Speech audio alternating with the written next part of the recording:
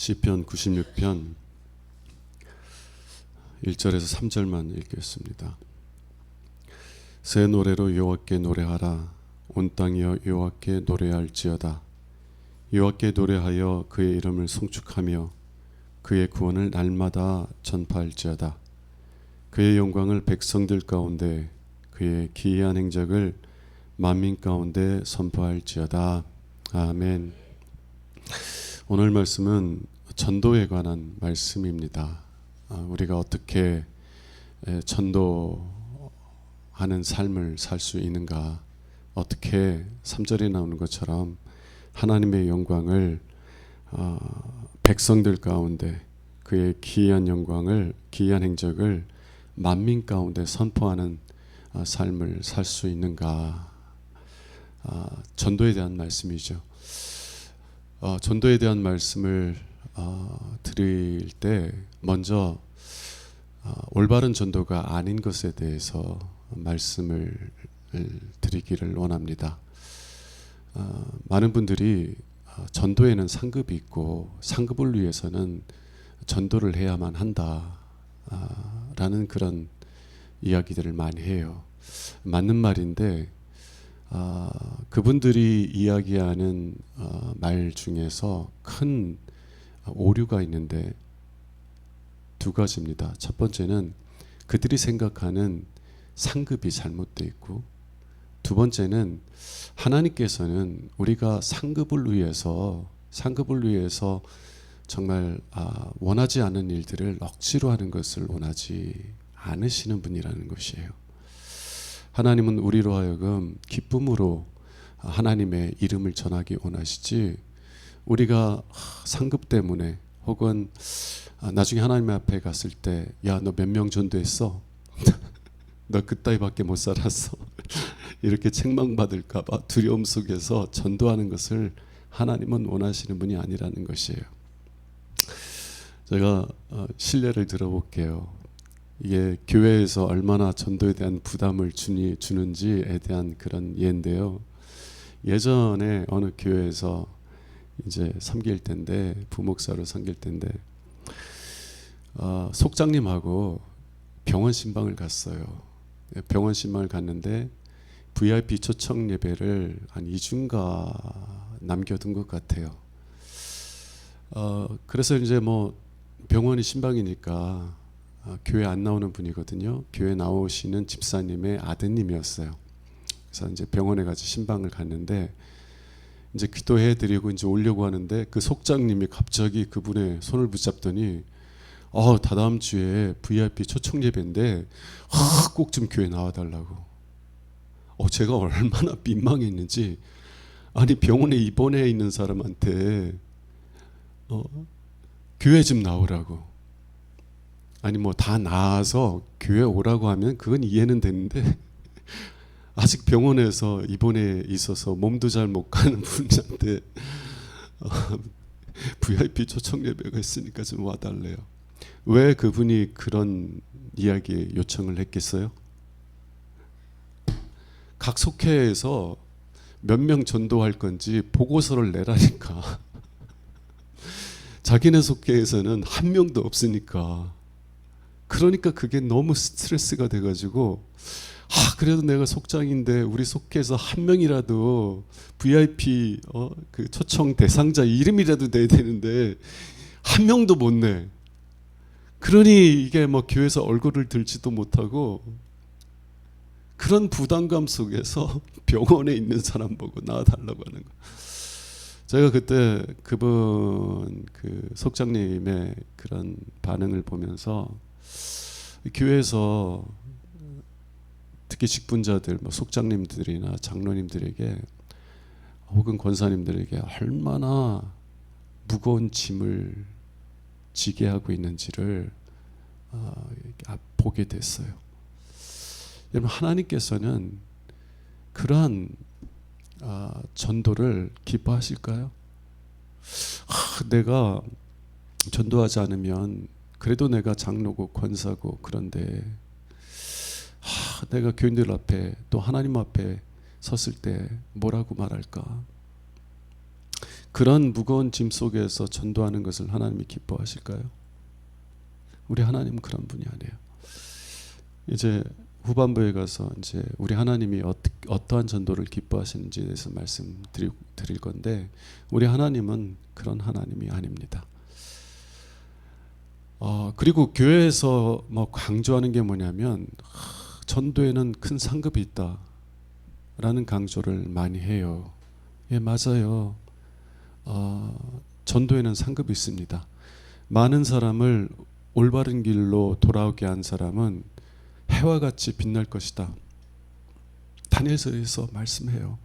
교회들에서 그 전도할 때 그 구절 인용하는 거 많이 보셨죠? 많은 사람을 하나님께로 돌아오게 한 자는 해와 같이 빛날 것이다. 자, 그런데 전도의 상급이 뭐예요? 전도의 상급이, 하나님께서 우리에게 주시기를 원하는 상급이 뭡니까? 제가 예전에 어느 부흥집회에 갔었어요. 부흥집회에 갔었는데 강사 목사님이 뭐라고 하냐면, 천국에 가봤더니 전도만이 안 돼 집은 으리으리한 저택인데 누구의 집은 저 구석에 있는 조그만 집이더라. 그러면서 막 뭐 실제로 가봤던 게 아니라 뭐 그럴 거라고 추정하면서 이제 했겠죠. 여러분, 하나님께서 주실 상급이 하늘나라에서 큰 집에서 살고, 남들은 전도 못한 사람은 오두막집에 사는데 나는 궁궐 같은 그 집에서 사는 게 그게 상급이에요? 하나님이 우리에게 주시길 원하는 상급이 뭐냐고요. 창세기 15장 1절을 한번 보세요. 하나님께서 아브라함의 믿음이 흔들릴 때, 아마 아브라함이 조카 롯을 이제 밤에 급습해서 조카를 잡아간 왕들로부터 조카를 구원해냈어요. 뭐 낮에 싸우면 뭐 상대도 안 되는 소수니까 밤에 급습해가지고 조카를 건져왔다고요. 근데 아마도 이제 조카를 구해내고 난 다음에 이런 생각이 들지 않았을까 싶어요. 이제 연합군이거든요. 북쪽에 있는 연합군들이에요. 그 연합군들이 정비를 하고 복수하러 온다면 어떻게 되겠어요? 상대가 돼야 안 돼요? 아마 그런 두려움이 막 붙잡혀 오니까, 야, 이러다가 내가 하나님이 상속자도 안 주셨는데 아들도 안 주셨는데 이 이방인의 땅에서 객사하는 것 아닌가, 막 이런 두려움들이 오니까 아마도 아브라함은 그러려니 차라리 내 고향으로 돌아가는 것이 낫지 않겠나, 갈대아 우르 땅으로 돌아가지 않겠나. 아브라함이 하나님의 약속을 바라보고 가나안 땅까지 왔는데 생명의 위기 속에서 하나님의 약속을 붙잡지 못하고 다시 어디로 돌아가려고 그래요? 옛날 삶으로 돌아가야 되는 것 아닌가. 이런 믿음이 뿌리째 흔들리는 때 경험을 하고 있었던 것 같아요. 그때 하나님께서 그에게 나타나셔서 하나님의 약속을 다시 갱신시켜 줍니다. 다시 새롭게 경험하게 해요. 하나님께서 아브라함을 그 천막에서, 그 거주하고 있는 천막에서 데리고 나와서 하늘을 바라보라면서 뭐라고 말씀하셨어요? 하늘의 별들을 봐라. 요즘은 하늘 봐도 별이 몇 개 없지만 시골에 가면 뭐 셀 수 없이 그냥 많이 보이잖아요, 별들이. 하나님이 그 하늘을 바라보라고 하면서 뭐라고 말씀하셨냐면, 네가 저 별들을 셀 수 있다면 너의 후손들도 네가 능히 셀 수 있으리라. 그 말씀이 무슨 말씀이에요? 네 후손이 적어가지 않을 것이다. 너는 지금 아들 하나 구하고 있지만 아니야, 내가 너에게 주기를 원하는 것은 아들 한 명이 아니라 네가 셀 수도 없는 수많은 후손들을 너에게 줄 거야. 그렇게 약속을 갱신시켜 주시면서 아브라함의 믿음을 굳건하게 세워주세요. 그랬더니 그 약속의 말씀을 들었을 때 아브라함이 어떻게 했어요? 하나님을 믿은지라. 하나님의 약속을 신뢰했어요. 그리고 다시 가나안 땅에서 계속 거주하면서 믿음의 삶을 살아갑니다. 그게 창세기 15장 말씀이거든요. 근데 창세기 15장 1절 하나님께서 아브라함에게 나타나셔서 그의 믿음을 세워주시기 전에 뭐라고 말씀하셨는지 보시라고요. 아브라함아 두려워하지 말라. 나는 내 방패요 너의 지극히 큰 뭐라고요? 상급이다. 여러분, 하나님께서 우리에게 주시기를 원하는 지극히 큰 상급은 하나님이에요. 하나님. 우리에게 하나님 자신을 내어주기를 원한다고요. 우리의 영혼에 하나님으로 가득 채워주시기를 원한다고요. 하나님이 얼마나 영광스럽고 하나님이 얼마나 존귀하신 분인지를 깨닫고 그 하나님과의 깊은 사랑의 관계 속으로 들어가기를 원한다고요. 지난 주일날 요한복음 10장 말씀 나눴는데 여러분들이 그 말씀이 얼마나 마음에 다가왔는지 모르겠어요. 나는 내 양을 알고 양도 나를 아는 것이 아버지께서 나를 알고 내가 아버지를 아는 것 같으니 나는 양을 위하여 내 목숨을 버리노라. 여러분, 하나님 아버지와 하나님 아들은 영원 전부터 정말 그 깊이를 알 수 없는 깊은 사랑의 관계 속에 계셨어요. 아버지는 아들을 무엇보다도 사랑하셔서 아들을 통해서 아들을 위해서 이 세상을 창조하셨고 모든 것을 아들에게 주셨어요. 아들은 아버지를 사랑하셔서 아버지의 뜻을 따라서 육신의 몸을 입고 이 땅에 오셨고 아버지의 뜻을 따라서 십자가를 짊어지셨어요. 그 깊은 사랑의 관계. 아버지가 나를 알고 내가 아버지를 아는 것 같이 내가 너희들을 안다. 내가 너희들을 사랑한다. 내 아버지가 나를 사랑하는 것처럼 그리고 내가 내 아버지를 사랑하는 것처럼 내가 너희들을 사랑한다. 그리고 너희들도 그렇게 나를 알기를 원한다. 그렇게 나를 사랑하기를 원한다. 무슨 말이에요? 창세기 15장 1절 말씀이에요. 아브라함아 두려워하지 말라. 나는 내 방패요. 다시 말하면 나는 너를 지키는 자다. 그리고 나는 너의 지극히 큰 상급이다. 나는 너에게 주기를 원하는 게 뭐 아들 하나 떨렁 주는 거 그거 원하지 않아. 너에게 부귀와 영화 주는 거 그걸로 그치기를 원하지 않아. 너에게 많은 좋은 것들을 주지만 네가 그것으로 만족하며 살기를 원하지 않아. 좋은 것을 주시는 그 좋으신 하나님을 알고 그 하나님을 무엇보다도 사랑하는 사람으로 세우시길 원해. 내가 너에게 줄 상급은 바로 나야. 아버지가 나를 알고 내가 아버지를 아는 것처럼 내가 너희들을 안다. 그리고 나는 너희들이 그렇게 나를 알길 원해. 여러분, 교회들에서 전도 많이 하면 상급이 많다고 하는데 정말 그 교회에서 말하는 상급이 하나님이에요? 전도 열심히 나름대로 한다고 하는 사람들이 얻기를 원하는 상급이 정말 하나님이에요? 난 그렇게 고백하는 사람들 만나질 못했어요. 별로. 이 땅에서의 육신적인 생각을 하늘나라에까지 갖고 가려고 그래. 하나님 믿었더니 하나님이 이렇게 복을 주셨고 그냥 부자가 되게 하셨고 막 내 자녀들 잘 되고. 오해하지 마세요. 저는 여러분들이 물질적인 문제로 인하여서 멸시당하는 거 결코 옳지 않아요. 하나님께서 여러분들의 물질의 복도 주시길 원하고 자녀의 복도 주시길 원하고 건강의 복도 주시고 하나님께서 주시는 좋은 것들을 마음껏 누리길 원해요. 사도 바울이 뭐라고 하냐면 예수 그리스도께서 가난해지신 것은 우리를 부유하게 해주시기 위함이라는 거예요.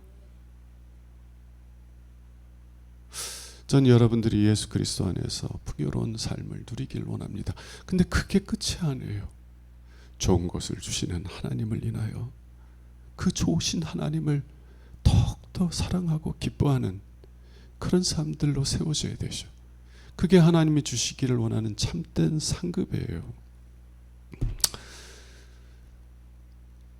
자, 두 번째는 그러면 하나님께서 원하시는 전도가 뭔가?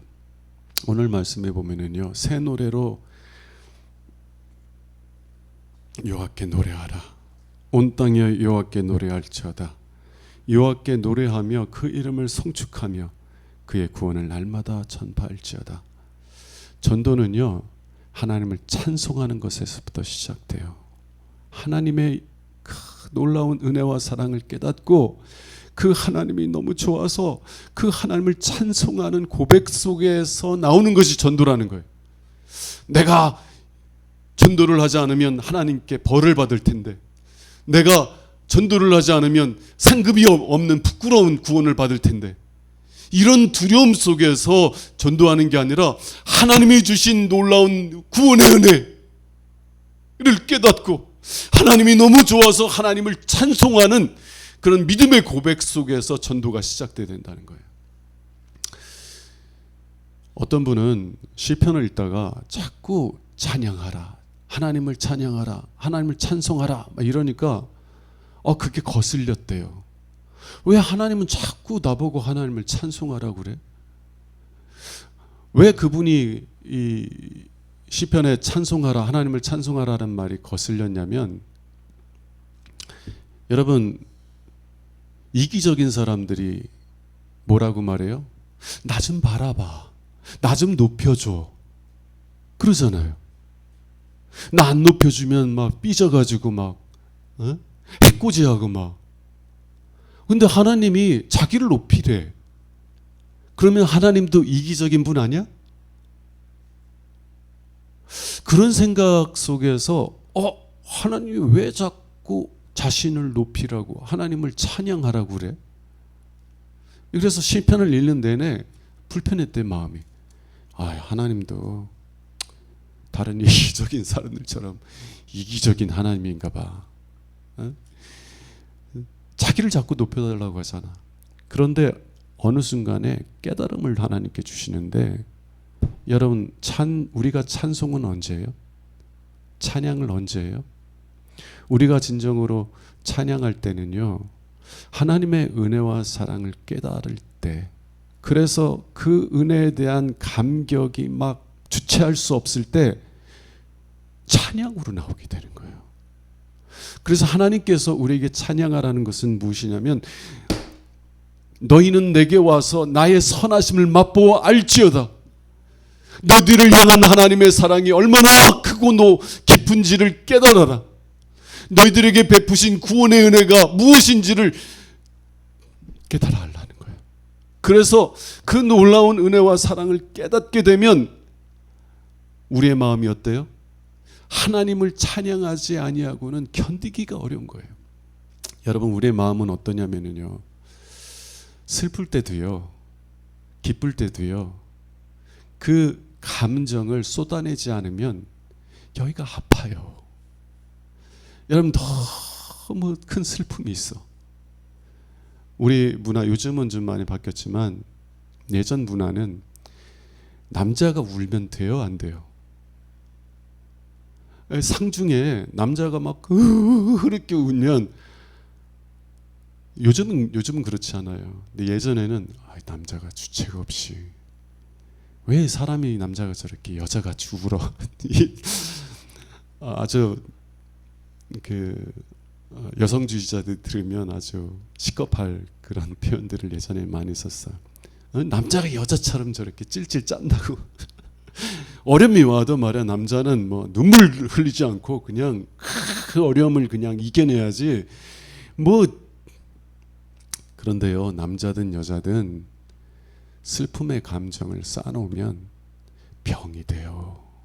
병이 돼요. 왜 우리나라에 그 한이 이렇게 많냐면, 우리나라는요, 참 외세 침략을 많이 받았잖아요. 밖으로부터 침략받고 또 안으로부터 정쟁의 피해를 백성들이 고사리 받고 죽어나가는 건 항상 백성들이었어. 그러니 그 해소되지 않는, 이해되지 않는 그 아픔들이 막 쌓여가니까 그게 화병이 되고 그게 한이 되는 거예요. 화병에 걸리지 않으려면 어떻게 해야 돼요? 풀어내야 돼요. 그래서 한을 어떻게 승화시켜요? 노래로. 막 슬픈 노래를 막 부르면서 그 쌓인 슬픔의 감정을 쏟아내는 거예요. 여러분이 좋아하는 노래가 뭐가 있어요? 두만강 푸른 물에, 그건 별로 이렇게 안 쏟아지나? 뭐 하여튼 이 슬픔의 감정을 이렇게 막 말이든지 노래든지 쏟아내야만 화병이 안 걸리는 거예요. 근데요, 또 반대로 너무 기쁜 일이 생겼어요. 그 기쁜 감정을 표현하지 않으면 그것도 병이 돼요. 너무 기쁜 일이 있으면 누구 붙잡고 막 얘기하고 싶잖아요. 내 자녀가 그렇게 기도하고 그냥 꿈꾸던 그런 일이 생겼어. 그럼 여러분은 어떻게 해요? 막 자랑하고 싶잖아요. 자랑한다는 것보다는 그 기쁨을 좀 표현하고 싶은 거야. 근데 괜히 또 그 얘기하면 사람들이 진짜 자랑질 하고 있네 이럴까봐 얘기도 못하고 막 얘기하고 싶은데 얘기하지 못하는 분위기면 어때요? 내가 이런 기쁜 소식이 있어서 딱 얘기를 하면 옆에 있는 성도들이 그러냐고 정말 내일처럼 막 기뻐해주고 막 함께 춤추면 너무너무 좋지만, 그러지 않으면 어떻게 해요? 참아야지 참아야지. 근데 그 기쁜 감정을 계속 꾹꾹 참으면 가슴이 아파요, 안 아파요? 아파요. 병돼요. 그러니까 그걸 쏟아내야 돼.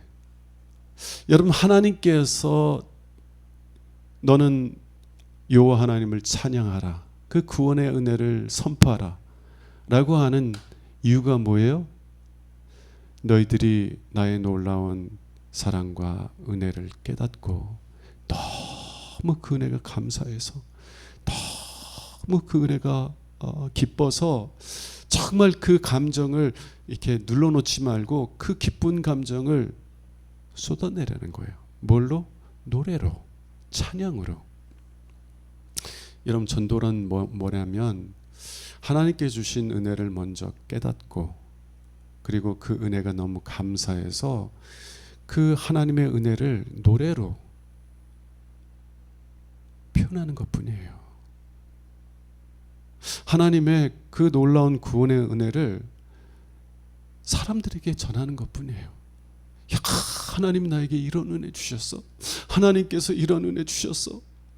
그 기쁜 마음을 노래로, 찬양으로, 그리고 말로 표현해내야 내 마음이 안 힘드니까. 그게 하나님께서 원하시는 전도라는 것입니다. 여러분들이 혹 나는 전도 하나 못해서 권사가 되고 장로가 되는데도 이거 한 사람도 전도하지 못해서 참 하나님 앞에 섰을 때 뭐랄까 이런 생각이 든다면 오히려 더 하나님의 은혜를 사모하는 여러분들 되시기 바랍니다. 여러분들이 하나님의 은혜 가운데 더 가까이 나오세요. 그래서 여러분들이 하나님의 크신 은혜를 깨달으면 하지 말라고 해도 하게 돼 있어요. 아니, 오히려 그 하나님의 그 놀라운 은혜와 사랑을 막 이야기하려고 하는데 못하게 하면 막 힘들어. 제가 군대에서 예수님 만났잖아요. 예수님께서 나 같은 죄인을 위해서 십자가를 지셨다는 것을 하나님이 말씀을 통해서 깨닫게 해주셨어요. 그때 저는 그 사랑에 막 너무 감격해서 그 예수님을 막 전하지 않으면 막 내 마음이 힘든 거야. 그래서 만나는 사람마다 예수님이 나 같은 죄인을 위해서 피 흘리셨다고 십자가의 복음을 막 전하기 시작했어요. 그리고 전역하고 나서 다시 신학교에 복학을 했어요. 신학교를 복학을 해서 이제 그 윤리학을 전공을 하다가 대학원에서 예수님 만나고는 신약 하겠다고, 그리고 신약을 하기 시작했는데, 문제는 뭐냐면 군대 가기 전에 만나고 있던, 교제하고 있던 뭐 동기 목사님들, 후배 목사님들하고 만나면 얘기가 안 되는 거야. 나는 막 만나면 예수 얘기하고 싶은데 이분들은 예수에 관심이 없어. 막 예수님이 나에게 이런 은혜 베푸셨다 그러면 눈만 멀뚱멀뚱 뜨고 있으니까 이 분위기가 싸해지는 거예요. 그러니까 내가 이런 얘기를 하면 그분들이 막 맞장구를 쳐야 또 얘기하잖아. 근데 막 분위기가 뭐 좋지를 않으니까 얘기를 못 하니까요. 만나도 답답한 거야. 만나면 답답하고. 그러니까 그냥 결국은 학교에 있는 그 지하실 기도실 가가지고 혼자 그냥 기도만 하고 그랬었어요. 하나님의 은혜와 사랑을 깨달으면, 경험하면 하지 말래도 하게 돼요. 하나님의 크신 은혜와 사랑을 경험하면 하나님을 찬송하게 되고요. 그 선하심, 그 아름다움을 선포하지 않을 수가 없는 거예요. 이게 전도예요. 이게 전도. 만일 여러분들이 전도에 대한 어떤 죄책감을 갖고 있다면 내려놓으세요. 그 죄책감. 하나님은 여러분들이 정말 하나님을 위해서 막 일하고 수고하는 것을 원하지 않으세요. 하나님이 원하시는 것은 여러분들이 먼저 하나님의 선하심을 맛보고, 그리고 그 좋으신 하나님을 찬양으로 선포하고 말씀으로 전하고. 여러분, 우리가 정말 맛있는 음식을 먹으면 어때요? 맛있는 음식만 먹어도요, 그 기분이 그렇게 좋으면, 그 경험이 너무 좋으면 가까운 사람들에게 자꾸 얘기하잖아요. 야, 내가 어느 집에 갔는데 야, 내가 먹어본 중에 제일 맛있었어. 여러분, 우리가 좋은 경험을 하면 그것을 자꾸 표현하게 되어 있어요. 하물며 맛있는 음식보다도 비교할 수 없이 좋으신 하나님의 선하심을 맛보았는데 어떻게 그걸 표현하지 않을 수 있냐고요. 여러분, 하나님의 은혜를 알기에 힘쓰는 여러분들 되시길 바랍니다. 하나님의 사랑을 깨닫는 일에 힘쓰시는 여러분들 되길 바라요. 자, 그러나 여러분들이 또 오해할 수 있는 것 같아서, 우리의 마음이 하나님의 은혜로 막 충만해서 그래서 기쁠 때만 하나님의 선하심을 증거하는 것이 아니라는 것을 다른 예를 통해서 말씀드리기를 원합니다. 여러분, 때로 하나님께서는 우리가 보기에 좋은 길이 아니라 우리가 보기에 좋아 보이지 않는 길로 인도하실 때가 있어요. 자, 이스라엘 백성들을 하나님께서 애굽에서 구원하신 다음에 어디로 인도하셨어요? 광야길. 여러분, 광야길은요, 사람이 살 수 있는 곳이 아니에요. 하나님께서는 낮에 구름 기둥으로 해를 가려주시지 않으시고 불기둥으로 그들을 보호하지 않으셨다면 그들은 얼마 가지 못해서 광야 가운데 다 죽었을 거예요. 만일 하나님께서 만나를 내려주시지 아니하고 반석에서 물을 내지 않으셨다면 그들은 얼마 가지 않아서 다 죽었을 거예요.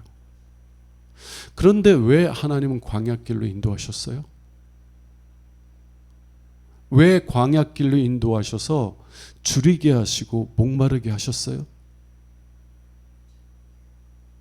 오직 나의 하나님만이 내 영혼의 목마름을 채워줄 수 있는 생수시라는 것을 깨닫게 해주시기 위해서,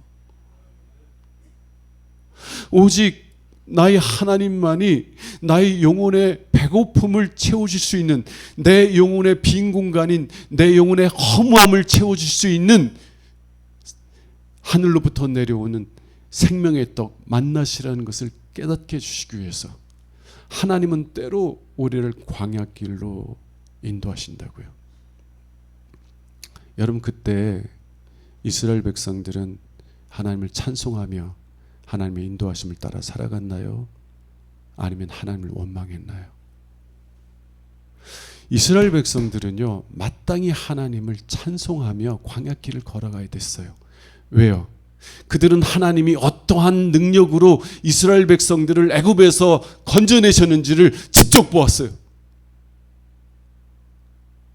부모님들한테 들은 것이 아니라 자기의 눈으로 직접 보았단 말이에요. 하나님께서 어떠한 희생을 지불하시고 어떠한 대가를 지불하시고 그들을 애굽의 종살이에서 건지셨는지 그들은 그들의 눈으로 보았어요. 그렇다면 하나님께서 어떠한 대가를 지불하시고 그들을 애굽의 종살이에서 구원하셨는지를 직접 눈으로 보았다면 하나님께서 광야길로 인도하실지라도 하나님의 선하심을 신뢰하며 하나님을 찬송하며 믿음의 길을 걸어갔어야지. 자, 우리는 어떻게 하나님의 자녀로 건진받게 됐어요? 하나님께서 우리를 하나님의 자녀 삼아주시기 위해 전에 우리는 하나님이 없는 삶을 살았어요. 성경은 그걸 가리켜서 죄의 종노릇하였다 말합니다. 죄의 종노릇하다가 죄 가운데 죽어갈 우리들이었어요. 근데 하나님께서 어떻게 그 죄의 권세에서 죄의 종노릇에서 우리를 건지셨어요? 그리고 하나님의 자녀 삼아 주셨어요? 하나님께서 이스라엘 백성들을 애굽에서 건지신 모든 것은 예수 그리스도를 통해서 우리에게 행하실 구원의 은혜를 가리키는 거예요. 하나님께서는요, 독생자이신 하나밖에 없는 아들이신 예수 그리스도를 십자가의 저주에 내어주시고 하나님께서 어린 양의 피를 문설주와 임방에 바르라 그러면 심판의 영이 넘어가리라 말씀하신 것처럼 예수 그리스도께서 하나님의 어린 양으로 십자가에 달려 피 흘려 주셨어요.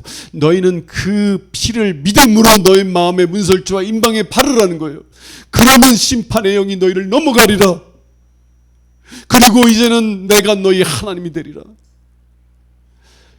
하나님께서 독생자를 내어주시는 사랑으로 우리를 하나님의 자녀 삼아 주셨어요. 여러분, 그 은혜를 여러분의 믿음의 눈으로 봅니까? 만일 여러분들이 그 은혜를 믿음의 눈으로 본다면 그러면 하나님이 광야길로 인도할지라도 하나님의 선하심을 고백하며 하나님을 찬송하며 믿음의 길을 가야지. 왜 이스라엘 백성들처럼 원망하고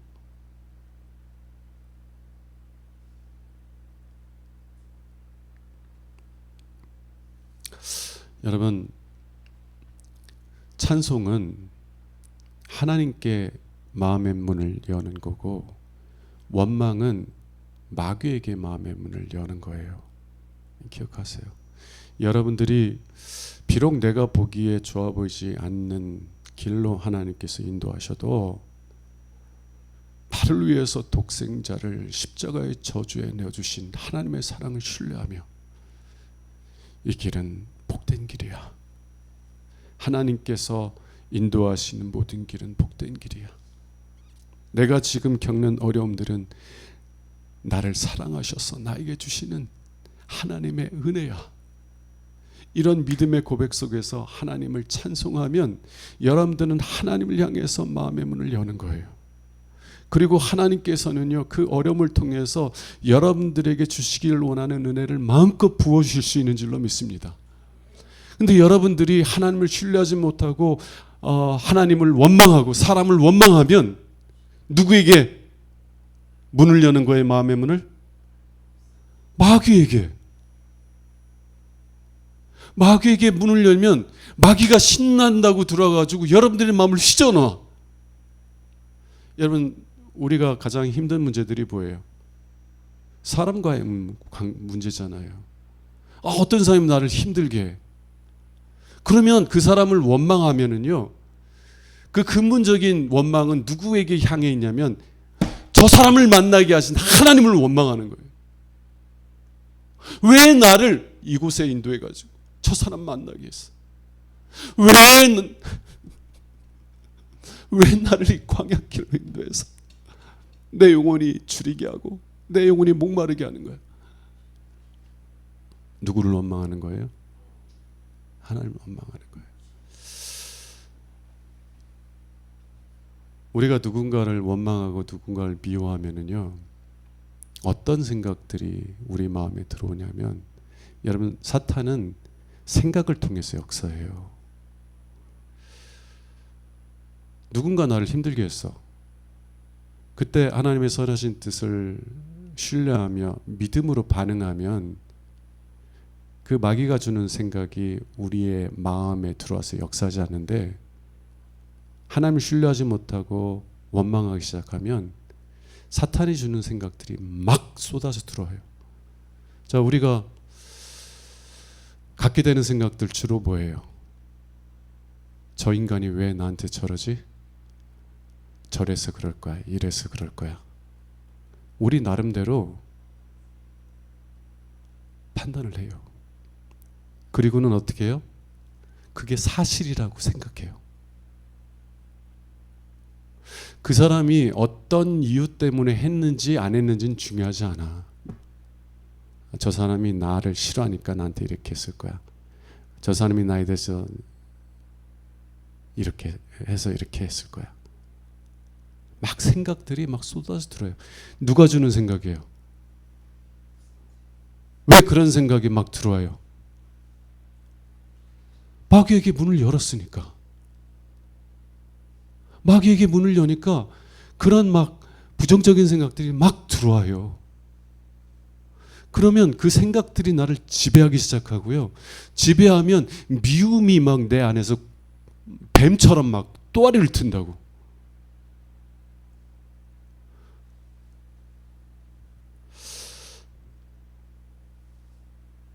여러분, 그럴 때 어떻게 우리는 반응해야 돼요? 하나님께서 정말 광야길로 인도하실 때 우리는 어떻게 반응해야 돼요? 사탄에게 문을 열지 말고요, 하나님께 문을 열어야 돼요. 여러분, 정말 쉬운 일은 아니에요. 쉬운 일은 아닌데,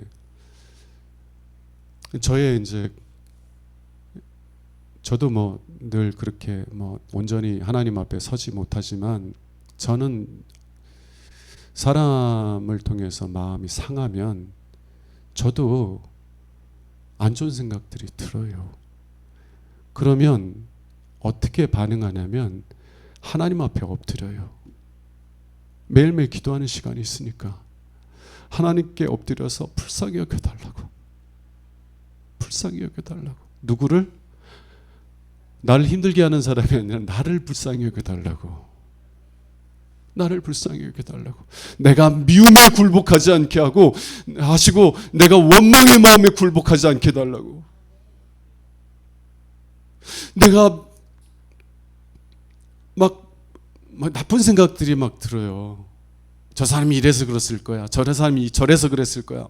막 이런 생각이 들 때 하나님께 엎드려서 나를 불쌍히 여겨달라고 막 부르짖는 거예요. 믿음의 싸움을 싸우는 거예요. 내가 저런 이 사탄이 주는 그런 생각에 굴복하지 않고 오히려 하나님의 사랑을 신뢰하며 믿음에 굳게 설 수 있게 해달라고 팍 부르짖어요. 그게 쉽게 돼요? 안 되니까 될 때까지 씨름하는 거예요. 안 되니까 될 때까지 하나님께 부르짖는 거예요. 근데 참 감사한 건 뭐냐면 하나님께 그렇게 부르짖으면요, 하나님 불쌍히 여겨달라고.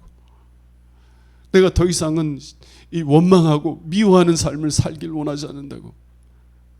하나님, 이제는 마귀에게 내 문을 활짝 열고 마귀의 그 장난질에 내가 농락당하기를 원하지 않는다고. 이 짧은 인생 살면서 정말 주님의 사랑을 증언하고 주의 사랑을 전하며 살게 해달라고 그렇게 막 씨름을 해요. 너무 감사한 거는 하나님께 엎드려서 정말 눈물로 부르짖으면 하나님은 언제나 응답해 주시더라고. 하나님은 언제나 응답하세요.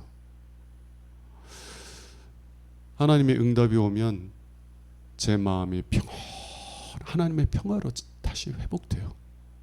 하나님의 은혜로 회복되고, 그리고 나를 힘들게 했던 사람을 미워하는 마음이 사라져요. 사라지고 오히려 하나님 그 사람을 불쌍히 여겨달라고, 불쌍히 여겨달라고. 그 사람이 왜 그래요? 마귀에게 문을 열고, 그래서 마귀가 역사해가지고, 또 그렇다고 그 사람한테 당신 안에 마귀가 역사해? 이런 얘기 하지 마세요. 아이고 마귀 새끼한테 그냥. 그럼 그 사람 또 뒤집어집니다. 그런 얘기 하지 말고 하나님한테만 엎드려서, 하나님 저 사람 마귀에게 붙잡혀 살고 있으니 저 사람 불쌍히 여겨주시고 저 사람도 하나님의 은혜 속에 살게 하여 주옵소서. 기도해 줘야죠. 기도해 줘야죠. 여러분, 하나님의 은혜 속에서 이렇게 살아가면은요, 누군가를 미워한다는 게 우리의 몸에도 얼마나 나쁜 영향을 미치는지를 경험해요. 여러분들, 세상 사람들은요, 미움을 달고 살아. 그러니까요, 면역이 됐는지 잘 살아. 너 어떻게 그러고 사는지 모르겠어요. 근데 제 안에 막 미움이 들어가지고 하루나 이틀 정도 가잖아요. 견디질 못하겠더라고. 제 마음도 견디질 못하고 제 몸도 견디질 못하는 거예요. 그러니까 하나님 나 좀 살려달라고 기도하지.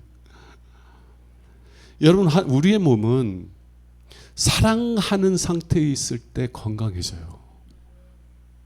우리의 마음에 미움이 가득 차면은요, 우리는 본래 사랑하며 살도록 지음받은 사람들이기 때문에 미움 속에서 살면 우리의 몸이 망가지기 시작한다고요. 우리의 몸이 망가져요.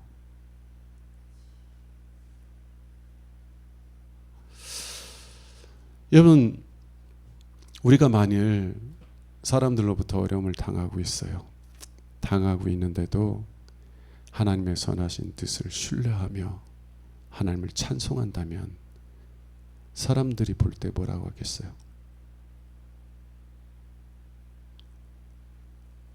당신이 믿는 하나님은 진짜구나. 당신이 믿는 하나님 정말 살아계시는구나. 왜요? 아무도 그렇게 못해요. 하나님의 은혜를 떠나서는. 사람들이 흔히 얘기하는 게, 아이 그냥 나 잊었어. 누가 나한테 해코지한 거 잊어버렸어. 네 잊어져요?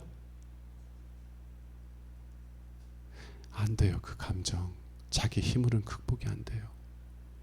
근데 만일 여러분들이 십자가의 사랑을 고백하며 이 사람 저 사람 나를 힘들게 하는 사람 만나게 해주셔도, 그 광야길로 나를 인도하셔도 하나님께서 나를 선하신 길로 인도하신다라는 사실을 믿음으로 고백하면 여러분들은 원망하는 것이 아니라 오히려 하나님을 찬송하게 될 것입니다.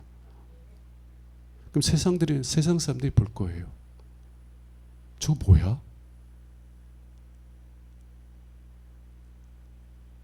자신들은 전혀 경험하지 못하고 있는 평화를 보는 거예요. 세상 속에서는 볼 수 없는 평화를 보는 거예요. 자신들은 자기가 조롱하는 이 그리스도인보다 훨씬 더 많은 것을 가지고 있음에도 불구하고 늘 염려와 두려움과 미움 속에 살아가고 있는데, 저 인간은, 예수 믿는다고 하는 저 인간은 나보다 가진 것이 없고 나보다 어려운 상황 속에 살고 있는데도 늘 감사가 넘치고 늘 평안이 넘쳐. 도대체 뭐 때문에? 저 인간하고 나하고 차이가 뭐냐고. 저 사람이 있는 예수 때문에 그런 거 아니에요? 여러분, 그게 진짜 전도예요. 진짜 전도예요. 하나님의 십자가의 은혜, 십자가의 사랑을 신뢰하며 하나님의 어느 길로 인도하실지라도 하나님을 찬송하며 믿음의 길을 걸을 때 세상 사람들은 우리의 모습을 통해서 하나님의 영광을 봐요. 영광을 봅니다. 그러한 전도의 삶을 살아갈 수 있는 저와 여러분들이 될 수 있기를 주님의 이름으로 축원합니다. 여러분, 사탄에게 마음의 문 열지 마세요. 믿음의 고백 속에서 하나님을 향해서 마음의 문을 여세요. 그리고 날마다 힘든 광야길이지만 우리의 참 만나이신 예수로 인하여서 우리에게 생명을 주시고 소망을 주시는 그 하나님을 찬송하며 믿음의 길을 걸어감으로 세상 사람들이 우리 안에서 밝히 빛나는 하나님의 영광을 볼 수 있는 은혜가 있기를 원합니다. 그게 참된 전도예요. 더 이상 아유 나 전도 못했네 이런 자책감, 죄책감 속에 살지 마세요. 하나님은 여러분들에게 짐을 주시는 분이 아니에요. 오히려 여러분에게 짐을 대신 지시는 하나님이십니다. 내가 정말 이러한 전도의 참된 전도의 삶을 살지 못하고 있다는 마음이 들면 그냥 전도하려고 애쓰는 게 아니라 어떻게 하라고요? 하나님의 사랑에 더 가까이 나오세요. 하나님의 은혜로 더 가까이 나오세요. 그래서 하나님의 사랑과 은혜가 너무나 놀라워서 그 은혜를 찬송하고 증언하지 아니하고는 견딜 수 없는 그 은혜 가운데로 더 깊이 가까이 나오시라는 거예요. 그러한 복된 삶을 누려가시는 저와 여러분들의 되시기를 주님의 이름으로 축원합니다. 우리 찬송합시다. 우리 370장 더 부를까요?